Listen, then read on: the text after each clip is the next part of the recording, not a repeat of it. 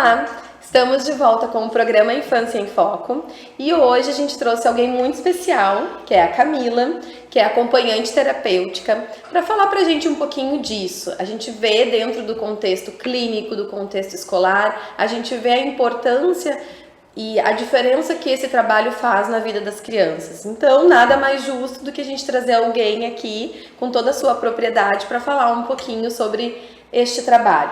Camila, para a gente iniciar, começa falando um pouquinho pra gente o que é, para as pessoas que estão, que é novo, o que é o acompanhante terapêutico? Certo, primeiro então obrigada pelo convite, eu estou me sentindo muito honrada de participar aqui com vocês, ter essa troca. Então, sobre o acompanhante terapêutico, ele trabalha então para auxiliar ali outros profissionais, terapeutas, psicos, neuros e os pais, a fim da gente poder desenvolver a criança, com respeito, com carinho, aplicando várias técnicas ali para que ela possa se desenvolver dentro da área que ela precisa, de mais atenção. Quando a criança tem alguma dificuldade, a família pode então entrar em contato, com profissionais para que possa fazer esse trabalho de desenvolver aquela dificuldade, sim. Exato, tem crianças que têm dificuldades, no desenvolvimento social, na leitura, em falar, na fala, e isso a gente vai aplicando técnicas com carinho, com cuidado, para que elas se desenvolvam nessas áreas. E esse trabalho é muito com crianças autistas? Sim. Com diagnóstico de autismo. Isso, muito com diagnóstico de autismo, que é o que mais aparece, que é o que mais a gente tem agora, casos, de crianças com autismo. E através desse diagnóstico é identificado junto com essa equipe multidisciplinar em qual fase que a criança está, em qual fase que ela precisa de auxílio, ela precisa de auxílio agora para poder aprender a ler. Ela está aprendendo a ler bem, mas ela ainda não se desenvolveu bem com a interação com os colegas. Ela aprendeu a ler, mas ainda ela não está se comunicando muito bem. Então, através desse conjunto, com várias equipes, com vários profissionais, é diagnosticado o que ela precisa e a assistente terapêutica, então, através de técnicas, com muita responsabilidade, vem atuando nessa parte de desenvolver atividades para fala, desenvolver atividades para leitura, através de figuras, com sons. E já os próprios médicos, neuropediatras, já colocam no laudo da criança que ela precisa de 10 horas por semana de acompanhamento terapêutico, ou 20 horas, na escola, em casa. Muitas vezes isso é bom que já vem com o pedido médico, para sabendo que o médico observa bem o que a criança precisa desenvolver. Muitas vezes é a criança que não fala ainda, precisa desenvolver a fala, o sentar, o esperar, Sim, eu li até um livro que é O Reizinho, muito legal, da Maíra Gaiato.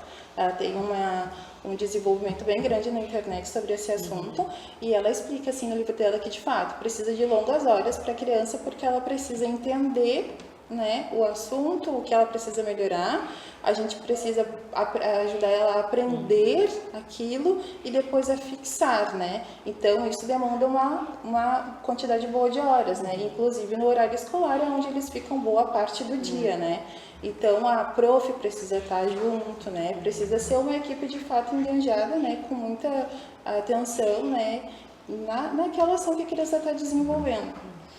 Eu acredito muito nesse trabalho quando vai poder dar recursos para as pessoas que atendem essa criança.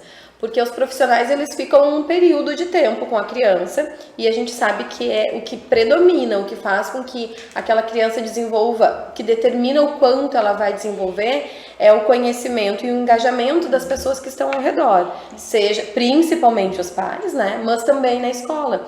Então, o acompanhante terapêutico, eu acho que ele traz muito disso.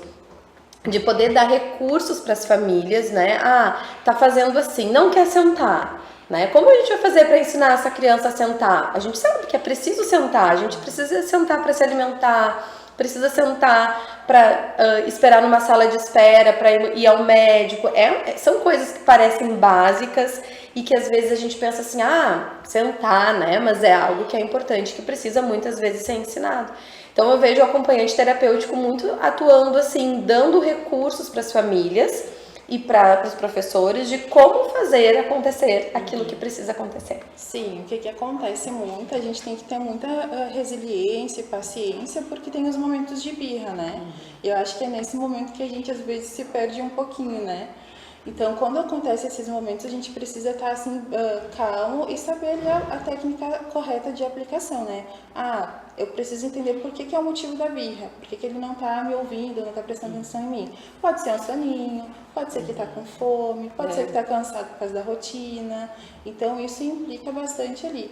A gente tendo ciência de que esses pontos, eles estão ok, né? Tá tudo certinho, a gente tem que entender, então, o desconforto dele para aquele momento, que daí eu acho que é essa parte, né? Tipo, né? Então, a gente tem que ir treinando ele aos poucos. De repente, em casa, que acho que é o lugar mais confortável de ir treinando aos pouquinhos. Vamos sentar agora, estimulando, de repente, com um objeto, né? A gente fala no reforçador, né? Isso. Ele quer brincar com aquele brinquedo, mas daí então vamos sentar aqui. Daí se tu sentar aqui, tu vai poder ter esse brinquedo. Exato. Então a gente escolhe o que ele mais gosta, né? Pra usar como reforçador. E daí não deixa esse brinquedo de livre acesso, né? Pede pra família deixar mais guardadinho pra poder usar nesse momento, né? Um dos reforçadores que é bem interessante, principalmente nessa parte da mesa em casa, é os alimentos, né? Um alimento que a criança gosta. Claro que tem que cuidar, que geralmente vai ser um doce. Mas aí a gente tem que cuidar, mas tipo assim, de usando essas técnicas com responsabilidade, né? A gente sabe que a tela não é saudável, que alguns alimentos não são saudáveis, mas que aos poucos a gente vai estimulando, né? Com um período, depois com uma outra atividade. E trocando também esses reforçadores, né? O ideal é tentar primeiro com brinquedos, até com elogios. Tem criança que funciona muito com elogio. Com toca aqui, eles adoram, né? Tu é demais, tu é muito inteligente. E daí o comestível é usado em situações mais difíceis, extremas, né? Que ela não consegue, que é difícil para ela, ou que ela não está colaborando, então a gente usa o comestível, né? Que é mais. E também pensando em coisas mais saudáveis. Eu usava bastante aqueles M&M's, que é uma coisinha pequena para não dar um pedaço maior de chocolate. Mas aí uma mãe que era nutricionista e que disse, mas eu não quero que use com a minha filha.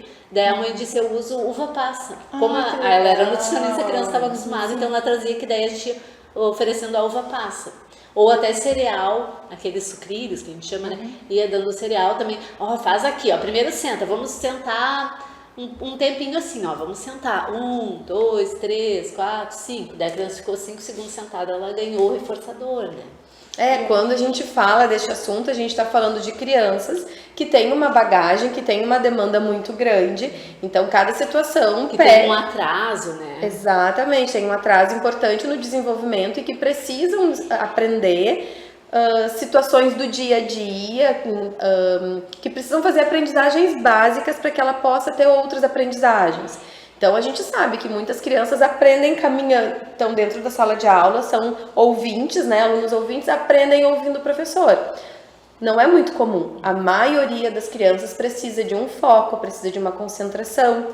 Então, a gente precisa desenvolver habilidades nessa criança para que ela aprenda o que ela precisa aprender. E daí entra o trabalho da acompanhante terapêutica, né? Vamos explicar um pouquinho pro pessoal, assim, vejo vocês falando, vejo muito de aba, vocês trazendo um pouquinho disso, né? Então, como que o aba, assim, vamos falar um pouquinho mais disso para as pessoas, como que o aba pode ajudar nessas questões, né? De aprendizagem, de terapias, né? Sim, a aba, ela é uma sigla, né? Para análise de aplicação de comportamento. A intervenção de aba, então, ela vem para realizar ali, ela já tem vários estudos, né? E ela é um dos mais utilizados agora porque ela vem de uma forma mais naturalista, né? Ela faz com que a gente mais sente com a criança, interaja mais com ela. Essa é a forma, assim, mais natural do aba para que a gente possa desenvolver com as crianças essas atividades. E também é bem individualizada, né? Depende da necessidade, das habilidades que cada criança precisa desenvolver, né?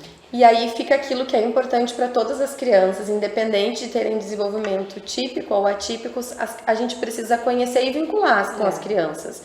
Então, no momento que eu conheço a minha criança, que eu sei o que ela gosta, que eu sei o que ela pode me dar, o que ela não pode, quando é uma birra, quando é uma necessidade, né? Quando eu conheço essa criança, eu tenho um repertório muito maior e eu tenho muito mais sucesso na minha intervenção com ela, né? Sim, é que nem, né, você deu o exemplo do alimento, né? Por isso que é muito importante essa comunicação entre todos que estão auxiliando essa criança, né? De repente, né, tem tantas ideias agora de alimentação para eles, né? De fato, o chocolate não é o mais saudável, né? Nem pra gente não Teve uma mãe que falou que ele adorava tomate e a gente usava o tomate como reforçador. Ótimo, né? Ótimo.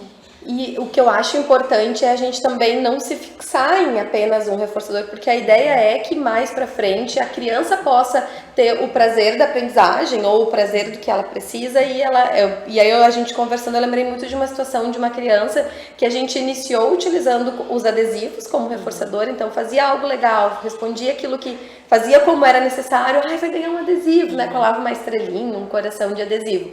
E depois isso foi passando. Que legal, parabéns, toca aqui. Não precisa mais do adesivo. Mais pra frente, não precisava mais, a gente já diminui aquele reforço. O ideal é diminuir. A gente ir tirando esse suporte, né? Porque a gente sabe que na vida da gente e no dia a dia, os reforçadores e as recompensas do que a gente faz, elas também vão. A gente precisa fazer mais, entregar mais e recebe menos, né? Então, este reforço que vocês trazem o que é então este reforço positivo? E por que ele é importante? Esses exemplos que vocês trouxeram, ele é de um reforço positivo? Não? Como que é? Ele é de um reforço positivo, sim, né? E o que seria um reforçador negativo também? Acho que a gente poderia falar um pouquinho sobre isso, né? Um reforçador negativo, eu acho que é aquelas coisas quando a gente mima, né? A gente não consegue lidar com a situação e a gente acata aquele pedido da criança, né? Tá fazendo uma birra, eu não quero, ok, não vai fazer. E eu acho que não, a gente tem que ir estimulando, né? Eu entendo que não, que a gente tem que ir estimulando, né? Com reforçadores positivos, não acatando, né? Que a gente tende, né? A criança tende sempre a não querer fazer porque é desconfortável, né? Porque não é uma coisa que ela sai da zona de conforto. Sai da zona de conforto, exato.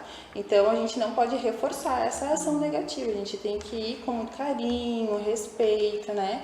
Ajudando ela a desenvolver nesse reforçador com essas técnicas positivas. Um abraço, elogio, uma música, um assunto que gosta, às vezes um futebol, uma atividade, né? Então, por exemplo, a criança queria algo e chorou. E aí eu fui lá e atendi. Eu fiz um reforço negativo.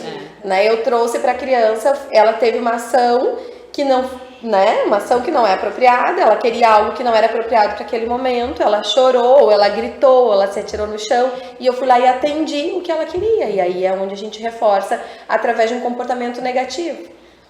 Muito bem, então assim, a gente vai agora fazer uma pausa pra gente fazer um intervalinho e logo a gente volta com esse assunto, com esse tema que é tão importante na vida de todos, porque às vezes a gente pensa que esses reforços acontecem só para as crianças com um diagnóstico de autismo, mas não, isso acontece sempre na vida, então é importante a gente aprender, independente de eu ter na minha família ou no meu trabalho alguma criança com diagnóstico ou não. Até mais!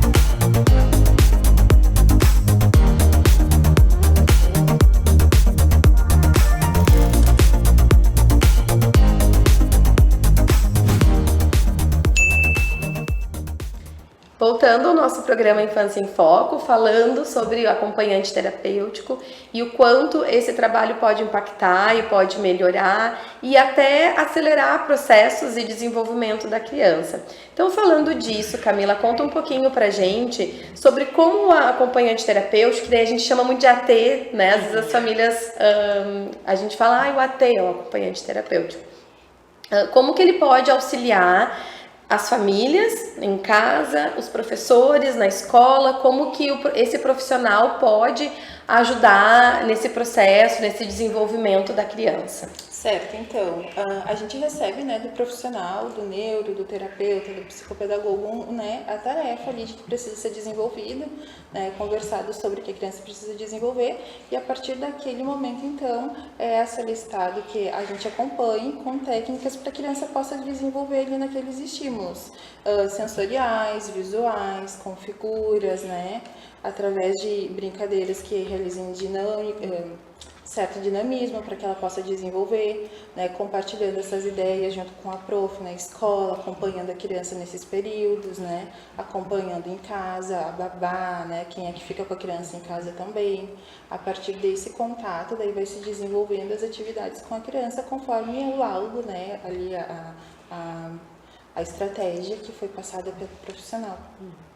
O que é muito importante, porque consegue dar esse recurso para a família, como a gente falou antes, consegue dar esse recurso. Muitas vezes, e na maioria das vezes, os erros que a gente comete é por falta da informação, né? Por falta desse repertório de como saber, de como desenvolver.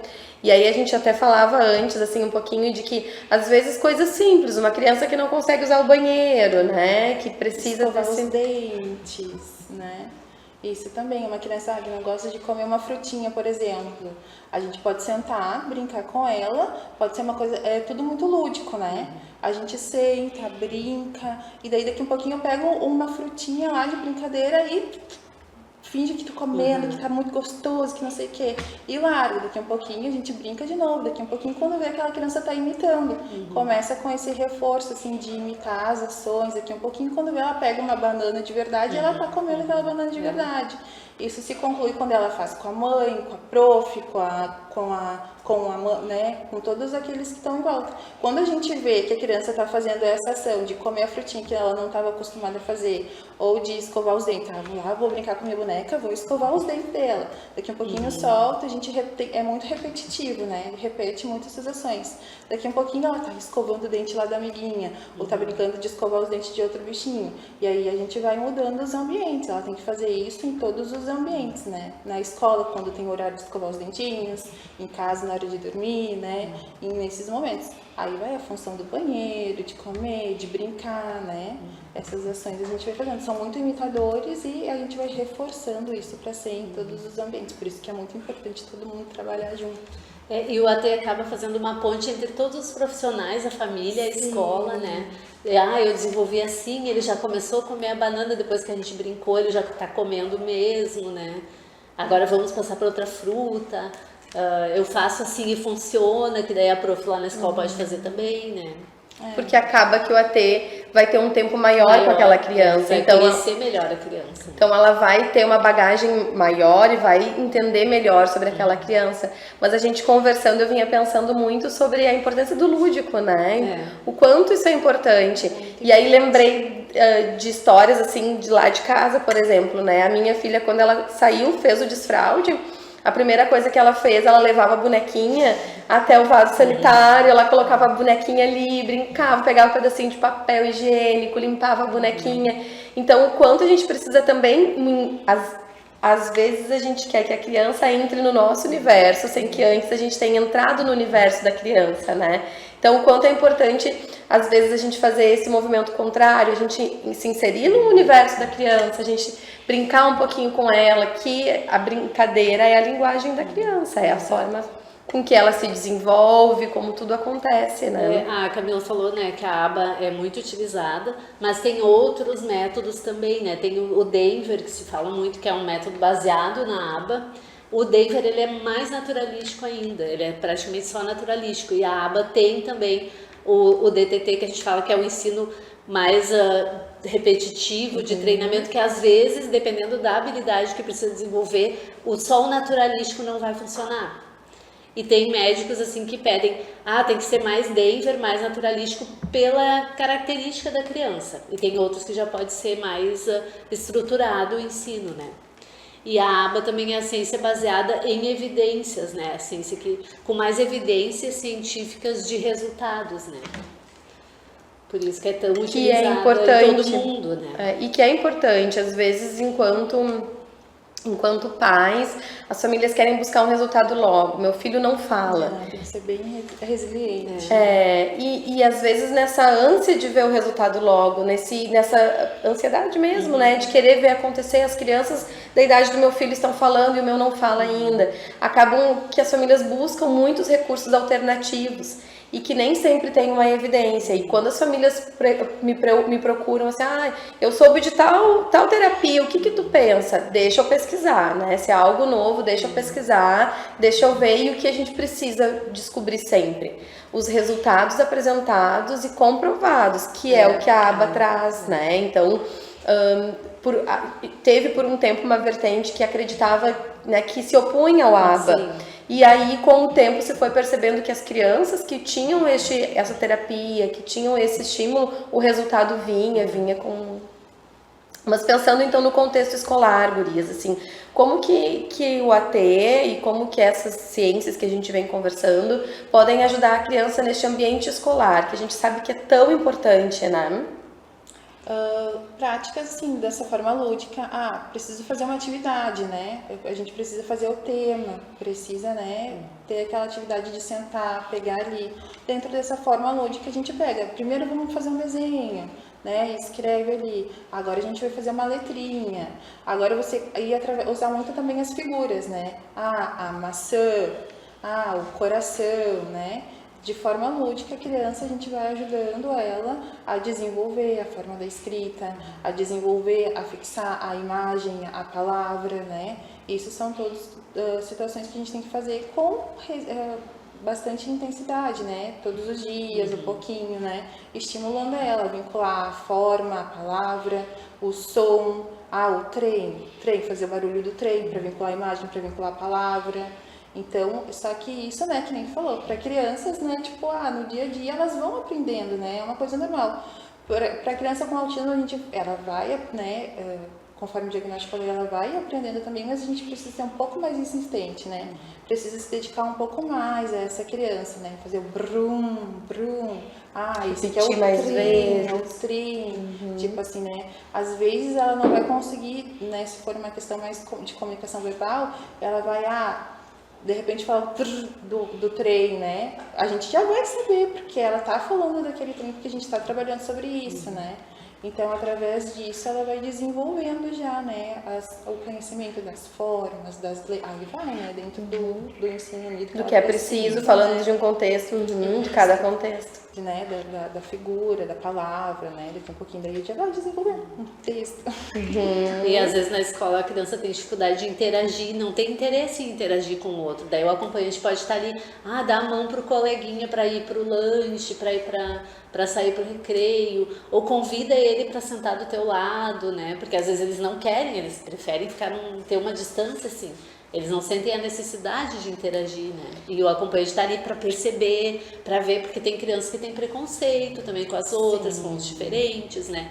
Então o AT, às vezes a prof não consegue ver tudo isso e o AT consegue ver, aquela criança lá não gosta de brincar com ele, mas a gente vai tentar interagir, convidar, dizer que... E falar, olha, o fulaninho não fala ainda, mas ele é muito querido, ele é inteligente, ele quer brincar contigo, né? Fazer isso, ele gosta de brincar de outras coisas, quem sabe se tu não brinca com ele, né? Dessa outra forma, assim, de estimular.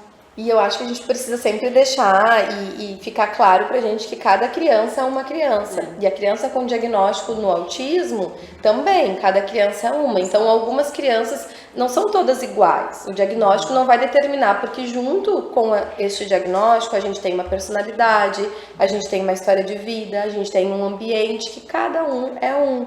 Então, algumas crianças vai ser importante para fala, para desenvolver a fala, outras crianças vai ser importante para desenvolver a interação.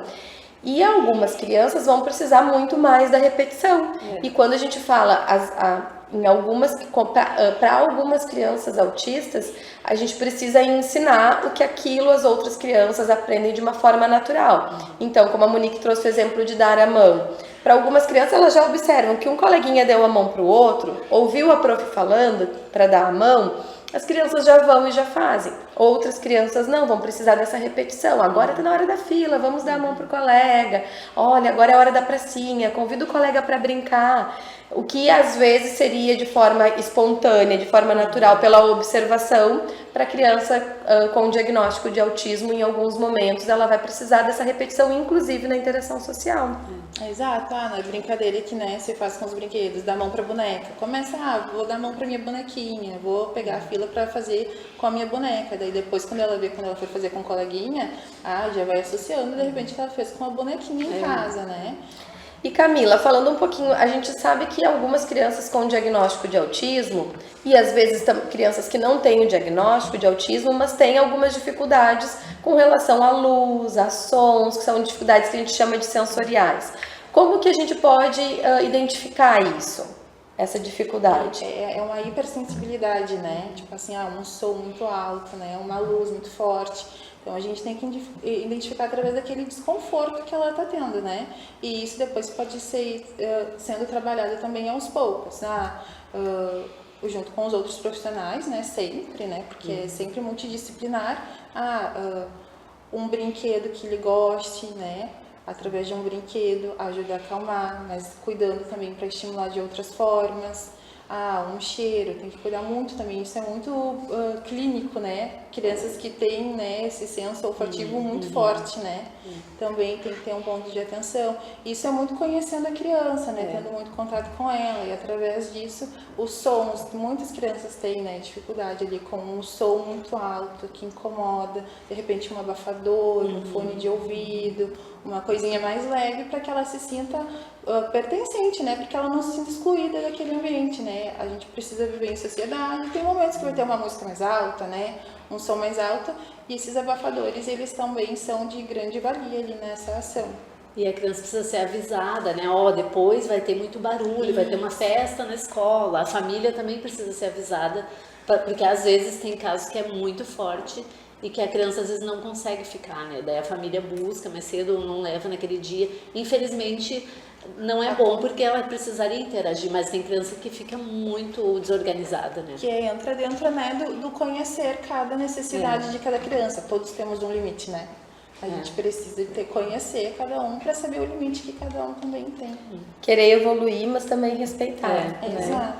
Então, falando um pouquinho agora, Camila, para a gente finalizar esse programa que está com um assunto muito bom e acho que muito importante para as crianças, especialmente crianças com diagnóstico de autismo, né? Mas assim, falando um pouquinho do trabalho do AT, quais são os maiores desafios e as maiores recompensas desse trabalho? Eu acho que os maiores desafios é esses momentos que a gente tem de entender a birra, de entender a necessidade de cada um. Mas com certeza a recompensa é sempre muito maior do que os desafios, né? Ver o quanto a criança evoluiu, o quanto a família evoluiu, né? O quanto ela está desenvolvida, o quanto ela está interagindo com os amiguinhos, o quanto ela vai ter uma vida de qualidade, né? Vai ter experiências boas, né? E isso eu acho que é o mais confortante, assim, é muito maior que os desafios. Os desafios todos nós temos, né? Em cada área da nossa vida, e nenhum é fácil. Então, acho que o recompensador pra gente é saber que aquela família, né, vai ter uma qualidade de vida muito maior, com respeito, com amor, com carinho. E o poder transformador desse trabalho na vida da criança, né, que às vezes vai realmente transformar uma realidade, uma situação difícil, né, fazer com que essa criança seja cada vez mais feliz, que é o que a gente quer. Exato. Então, agradecer, né, vocês duas, agradecer a Camila por ter vindo até aqui, dividir com a gente esse assunto tão importante, trazer informação para as famílias, que é sempre o nosso objetivo principal. E nos vemos no próximo programa. Muito obrigada.